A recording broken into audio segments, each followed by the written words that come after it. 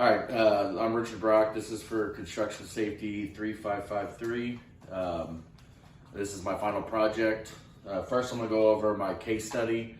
On 2/4/2018 in Miami, Florida, there was a trench collapse, and two workers they were putting in a drainage pipe on the side of a highway. They decided the trench is only 3.5 feet deep, so when they were cutting it in, the soil wasn't able to hold the barricades up, so the barricades collapsed, pinned in the two workers and killed both of them. The findings were the instability of the ground. They didn't have a competent person to be able to inspect the ground daily, so they were violated by OSHA on that, violating 1926 651 K1. They also violated 1926 651 11, and where they weren't having shoring because of the instability of the ground.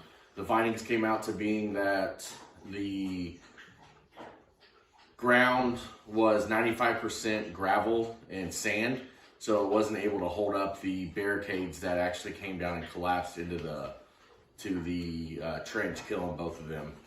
OSHA cited the construction company, and I have on my project, I have all the attached pictures, the diagram, everything for that.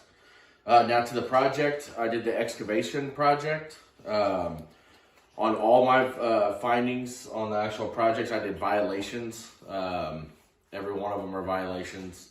I didn't see until afterwards that I could do a compliance. That's my fault. But I have some good violations on here nonetheless. So my first one, I'm going to have come forward so I can show you this. The first one is 1926 651 C2. It's the means of egress. The ladder is not in the hole. It's got to be within 25 feet of each person. They have to have a ladder within 25 feet, and you can obviously see that the ladder is outside of the hole, not able to allow them to egress. The second one is 1926 651 E. It's exposure to falling loads. This gentleman right here is standing underneath the excavator here while it's dropping a load into the pile. He's in danger of being crushed there. The next one is 1926 651 I2. That's the reinforced concrete within 2 feet of the trench, causing a possible collapse. And then my fourth one is 1926 652 Q14. That is this one right here. The worker is inside the trench, and he is able, they're lowering with the crane into the trench with him inside of it. And that's a violation.